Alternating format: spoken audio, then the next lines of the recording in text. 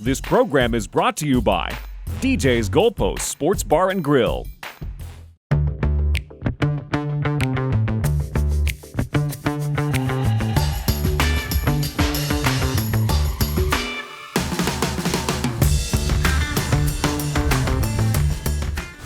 My son at Menominee Falls was a starting wide receiver, DB, and he was a punt kickoff return man. So on a play, Ricky Wagner played both ways. He played wide receiver, tight end actually, and on the defensive line. Well, Wagner went out for a pass. My son was dropping back. Ball came to Ricky Wagner. My son stepped in front of him. Just happens my son's only 5'6". So the ball's there. He's catching the ball. Ricky Wagner takes it from him, and then my son has to turn around and tackle him. So my question to you is, Ricky Wagner coming to Green Bay, I want to know if I can ask this, is he still the player that he got drafted as and coming out of Wisconsin? Is he going to help the Green Bay Packers? Well, you know, Bryan Bulaga, I think, was one of the more unsung linemen for the Packers over the course of the last 10 years. He was really solid, and he had a great year last year. I thought he and David Bakhtiari were great anchors on this line. Bryan left in free agency, and, you know, the Packers in a position where that's the nature of the business today is you can't keep all the people you want to keep. All right. So they had to let Bulaga go. He goes on, gets a nice contract with the Los Angeles Chargers, and the Packers bring in Ricky Wagner. Well, 3 years ago, Ricky Wagner was the highest paid offensive right tackle in the game by the Detroit Lions. So he's highly regarded. He's in his 8th year. I think he still has some time left. Good performance time on the field. He had an injury, a knee injury last year. It kind of hurt his performance a little bit. But I think if healthy, he can be a solid starter on the right side of the line. Is he as good as Bulaga? Probably not, in all honesty. But he's not that – there's not much of a drop-off there, in my opinion, at all. I like Ricky Wagner. I think he's going to be a solid addition to the offensive line. I don't think the Packers are going to miss a beat at that position. And the great local stories you pointed out. I'm sure he'll play. He loves to be back in Wisconsin. He'll have a great time playing in Green Bay. And you know, I'm looking forward to seeing him play. And I think this was an excellent pickup at offensive right tackle. I'm glad to hear that. Glad to hear that from the voice of the Packers. I always thought that more Wisconsin ball players could end up, if they came from the right school, the right coaching, that it would be nice to see more guys drafted by the Packers. But like you said, it's a business. You have to lose a good ball player. Hopefully you pick up a ball player of equal to help out the team. And I thought maybe Ricky Wagner, if healthy, could play. I'm not saying he's not as good as Bulaga. I thought Bulaga did a great job myself. I just wanted to ask that question because being from Wisconsin and have coached high school sports, college sports, I love to see when a young kid from Wisconsin makes it in any major sport. And that's why I wanted to ask you that question. And I thank you for your answer. Yeah, one thing about, I think this drove Ron Wolf out of the game, is the calculation is not replacing Bryan Bulaga with Ricky Wagner. It's replacing Bryan Bulaga. Instead of paying him $10 million, it's paying Ricky Wagner $4.8 million, and taking that cap differential and being able to maybe keep Bakhtiari or Kenny Clark going forward. It's just a calculation where you just can't build up the most talent like you could pre-cap era. Well, you know, you're exactly right. Things are a lot different today in the game. The key for what you always want to do as a general manager, remember a general manager told me this years ago, he said, the trick of the business, Mark Hatley told me this. He worked under Mike Sherman as a de facto general manager. And Mark and I knew each other when he was with the Bears in Chicago and later with the Packers. And he passed away a very untimely death in the early 2000s. And really, I think that started to lead to the breakup of Mike Sherman's regime in Green Bay, because Hatley was a very good talent guy. The thing that he always said, the trick of the business is keeping the players you need to keep. You can't keep everybody, but you've got to keep the players who you really want really can still play for you. And it's harder to do this day and age when you have got a quarterback that you've paid. And I think there was a statistic out there, don't quote me, probably not accurate, but if your quarterback makes in excess of 13% of your yearly salary cap, over 13%, you're going to be hard-pressed to make the Super Bowl. Hard-pressed to win it, hard-pressed to make it. And people will say, well, what about Tom Brady? He got paid. Yeah, but Tom Brady took under-market contracts year after year, and he pushed a lot of the money that they promised him into the future. And that's something that you're not seeing in today's game. So it comes down to this. If you have a quarterback, a gifted quarterback, one of these franchise guys, you have to win a Super Bowl while he's playing on his rookie contract. If you don't, you're not going to win a Super Bowl. Once you pay that quarterback, it's hard just to get back to the Super Bowl. Ask Seattle with Russell Wilson. Ask Green Bay with Aaron Rodgers. It goes on and on. But the fact is, once you pay your quarterback, the chances of you getting back to the Super Bowl diminish greatly. Now, Kansas City just paid their quarterback on a 10-year deal. And a lot of the reason why it goes 10 and 12 years because he's not quite – the contract really doesn't start outside of the bonus until next year. Not this year, but next year for Patrick Mahomes.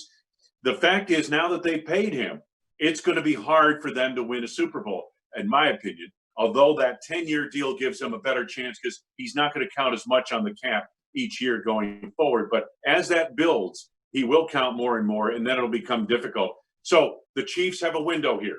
Get back to the Super Bowl this year. They better do it this year because the chances of them doing it in the future as Patrick Mahomes goes on becomes less and less. And people go crazy about, the Packers are wasting Aaron Rodgers' years. I don't think so.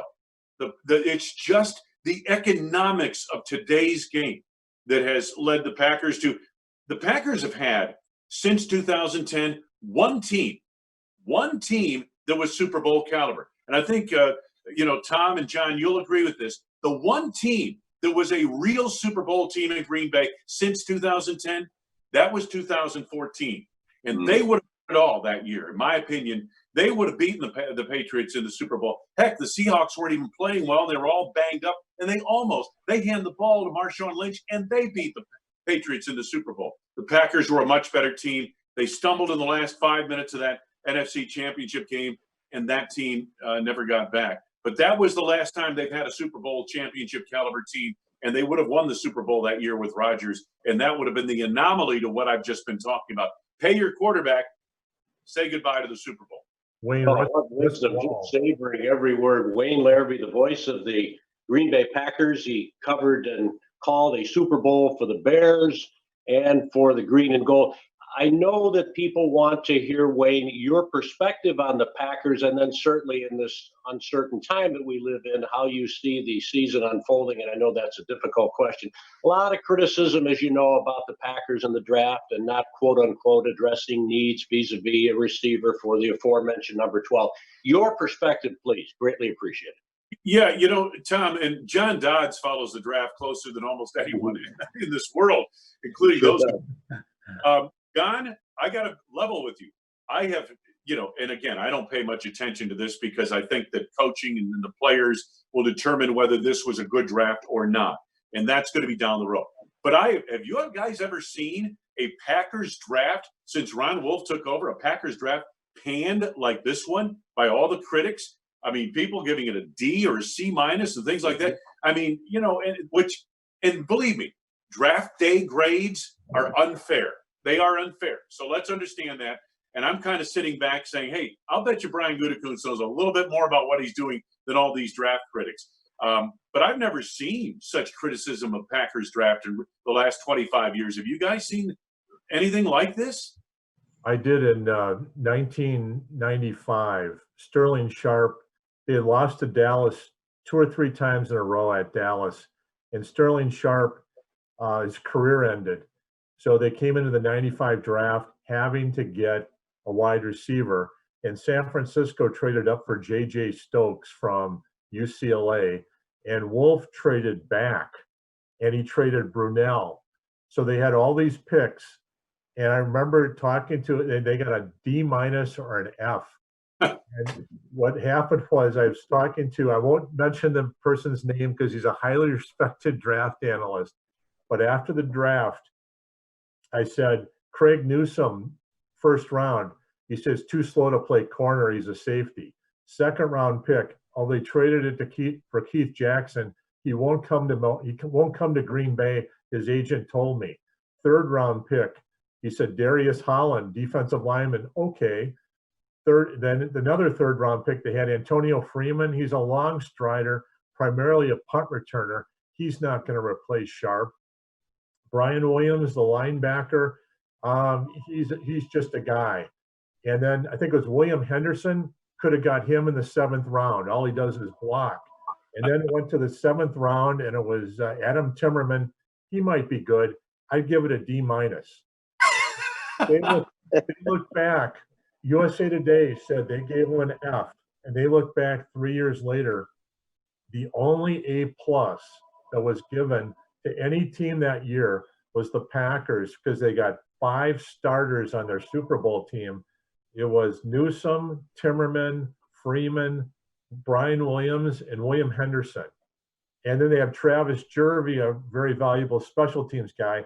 The only problem with that draft is John Dorsey was trying to convince Ron Wolf to draft Terrell Davis in the 5th round, and Wolf didn't want to do it because he had a major knee injury. That would have been unbelievable if they would have done that. But yeah. So that's my favorite draft story, Wayne. And John, this draft that the Packers just had, I am just so anxious to see 3 years from now if they maybe got 4 starters or 5 starters out of this draft, and maybe their quarterback of the future. Maybe, you know what I mean? They're Jordan Love project, but he has better tools than any quarterback, including Joe Burrow, who went number 1. He has better physical tools. Now, does that be a great quarterback? No, but physical tools. He has the ability to be that way. And the Packers have the luxury of time to develop this kid, as they did with Aaron Rodgers. So I think it's going to be very interesting. Maybe 4 years from now, we're sitting here saying, wow, that draft made them a Super Bowl team. That's the thing.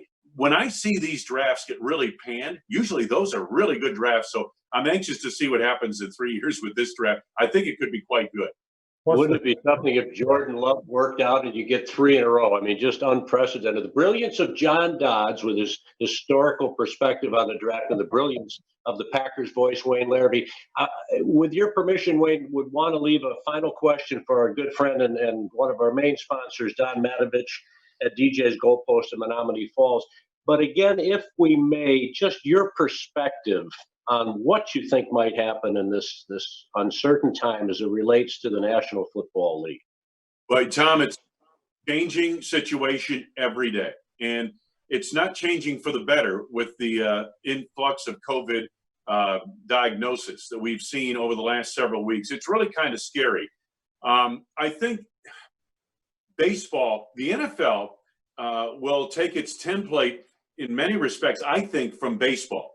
Baseball is played outside. It's played in different venues, that type of thing. The NBA is going into a bubble. So is the NHL to a lesser degree. But again, going into controlled circumstances.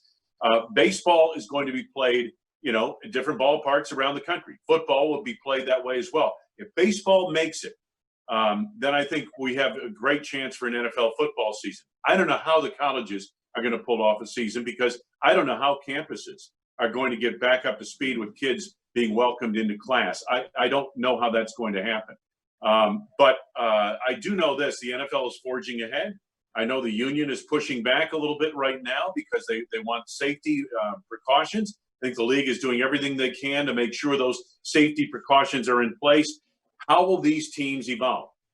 The teams like the Minnesota Vikings that are relying on young players, rookies specifically, to play right away, I think those teams are going to have problems. I think teams that are pretty well established, that have their core back, the Kansas City Chiefs, for one, have 21 out of 22 starters back.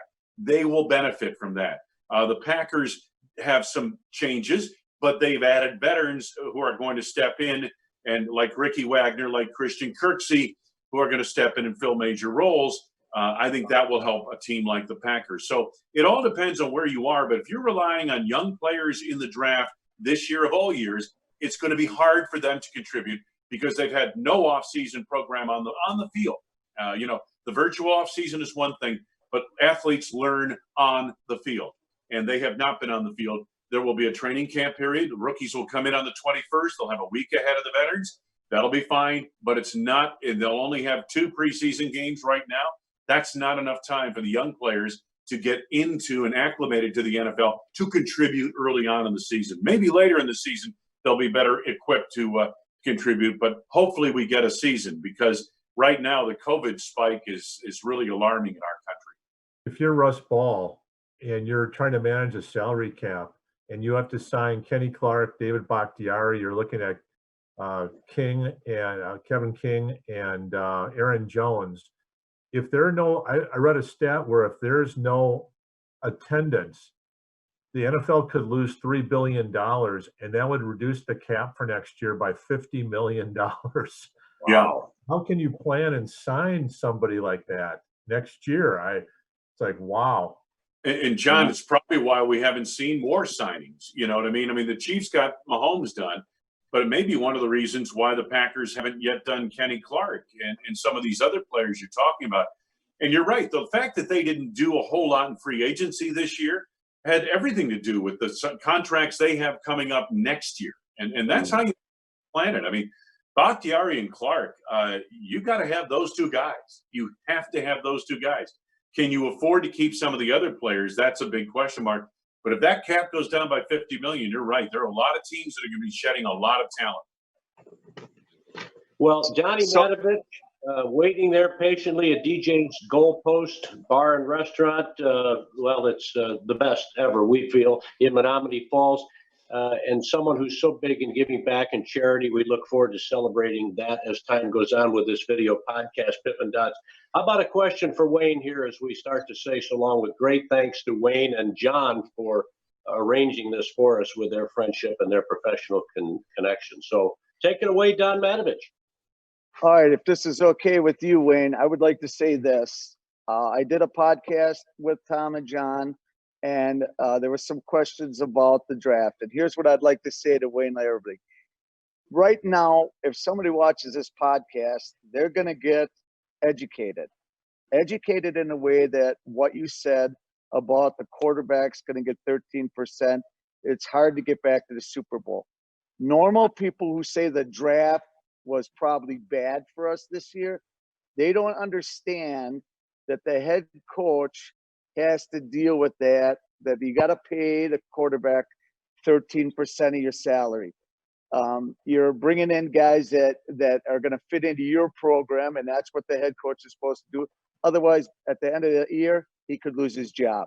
So by having you on today, you're going to give us all knowledge as people who are out there that don't understand that part of football. If the quarterback gets 13%, it's hard to sign contracts. It's hard to sign people that would be the hardest job ever. Like you said, Ron Wolf kind of got ran out because of that.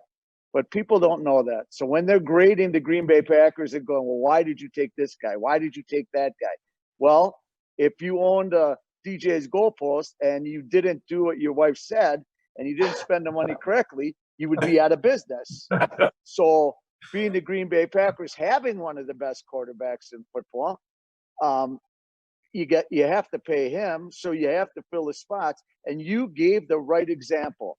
They have to fill the filling. They have to bring the guys in that can help. And it's hard when a 13% of your salary has to go to your star quarterback. And I would not know, of all these years of football, I would have never known that the opportunity to make it back to a Super Bowl depends on the quarterback, what the quarterback gets paid. I never knew that about it. And I don't think a lot of people that are football fans know that. But I think if they watch this podcast, they're going to learn from Wayne that this is the facts of life. You can only fill your team and replace players with what money you have. So when you do your drafts, it's a lot of work. Like you do a lot of work to get ready for a game. It's a lot of work. And I think this podcast is going to show people who watch it that Wayne Larrivee just gave us a lesson on how the NFL can spend money on their team and how the percentages work for paying the quarterback and being able to bring other people in. That is like a blessing to have been on here and to see and listen to you give us that information, and people can use that information. Then I want to, hey, Wayne, I want to finish this with one thing. I hate to say this, but Tom and John are witnesses to this. A young man owns a couple of McDonald's, is in my bar. I buy memorabilia. A guy comes in, played for the Minnesota Vikings. He's a church-going guy, Phil Michek. He brings in a Tom Brady jersey. I'm a Green Bay Packer fan. Tom Brady jersey, I walk in. John and I and Tom are in a meeting. The guy goes, I got to have that jersey. So being that you're from Mass, Tom Brady played at Michigan. My favorite quarterback story ever is not a Green Bay Packer. It's Tom Brady playing at Michigan, behind Greasy, starting a part of the season, and then going to Bill Belichick in Mass and becoming one of the better quarterbacks ever. So I don't know if it's the water they drink in Mass or the people, but they made Tom Brady a great quarterback, and he is unbelievable. Who would think Tom Brady was going to win that many Super Bowls when they drafted him? Well, you know, and it's funny, Tom Brady, there's another quarterback at Michigan, Drew Henson, who was a great baseball player as well, was drafted by the Yankees and wanted to play third base for the Yankees. But he was also at Michigan, and he for a while beat out Tom Brady as well. So it's interesting how that whole thing worked. And, you know, if Drew Bledsoe doesn't get injured in New England, I don't think they ever find Tom Brady. It's amazing how, you know, some of these stories, it's kind of like the Packers and Aaron Rodgers. Andrew Brandt tells the story much better than I can on draft night. Here's Aaron Rodgers falling like a lead pipe through water in this draft in 2005. And the Packers pick is coming up. And, you know, all of a sudden, you know, the Packers have this pick. And they don't need a quarterback, nor do they want a quarterback. They've got Brett Favre and Doug Peterson backing him up, and they're ready to go at that position. They need defensive help. Mike Sherman's the coach. He wants a defensive player. They've got to bolster that defense. And here they are, and it's Aaron Rodgers, and he's the best player by far on their draft board. And Ted Thompson and John Dorsey and Alonzo Highsmith and, you know, they're all sitting there. Reggie McKenzie, they're all sitting there saying, what are we going to do? And the clock is ticking. They're on the clock, and they're waiting, for somebody to call them to step up and make this pick because they want to trade back. Okay. And as Andrew describes, they're waiting, and there's 2 minutes to go, and it's crickets. Nobody's calling. And finally, Ted, with less than a minute to go, says, okay, pick the quarterback from Cal. Wow. That's how they got Aaron Rodgers. They were waiting for somebody to take that pick off their hands. And I'll never forget that night because we were doing a draft show in the atrium. There were 3,000 people down there. And when that draft pick was made, everybody was booing. And, you know, I remember saying to those people, because I had seen Aaron Rodgers in person. Randy Wright and I did his first start at Cal. It was a game at Illinois. And he beat a very good Lou Tepper defense that day and was outstanding. And I followed him the following year. And I was thrilled they got Aaron Rodgers. I said, folks, there will come a day when you will thank God the Packers picked Aaron Rodgers, but not that night. And I'll never forget Andrew telling that story. Boy, we were waiting for somebody to call, and all we got were crickets. You could hear a pin drop. Never knew that. What a story. Wayne Larrivee, the voice of the Packers. Thank you. Don Matovich, our friend, our main sponsor here, DJ's Goalpost in Menominee Falls. We're just savoring the chance to continue the relationship and talk about your many charitable outreaches. Thank you, Donnie, for being with us. And I want to get JD because he brought Wayne in. The guy has had Wayne. He's had Cato Kalin on this podcast. He never ceases to amaze me. So I'm going to ask John Dodds to send us out with such gratitude for your valuable time with a question or a comment for you. So, guys, you take it away. I'm out of here. Thank you. Well, just a comment for Wayne. The theory behind the Pip and Dodds podcast is to get great guests, elicit great information, and then take total credit for it. Pip and I will take total credit for the quality of the show.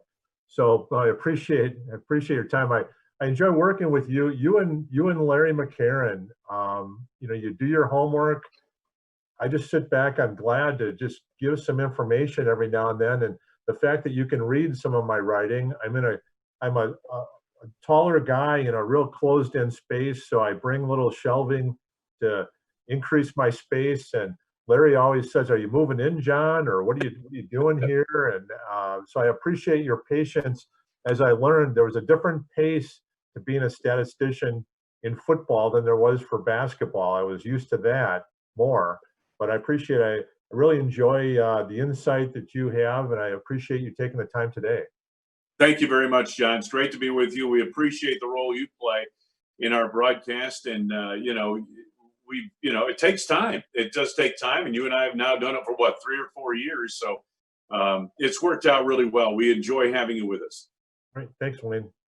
Thank you, Wayne Larrivee. God's blessings to you and the family, Wayne, and Lord willing, we'll get to hear that wonderful call, the dagger, before too long. It's been a treasure. Thank you. And for Don Matovich, John Dodds, our producer is Jason Ruck, WSS Sports. Tom Pippin's the Pippin Dodds Packers podcast. Thank you, everybody, and God's blessings to you.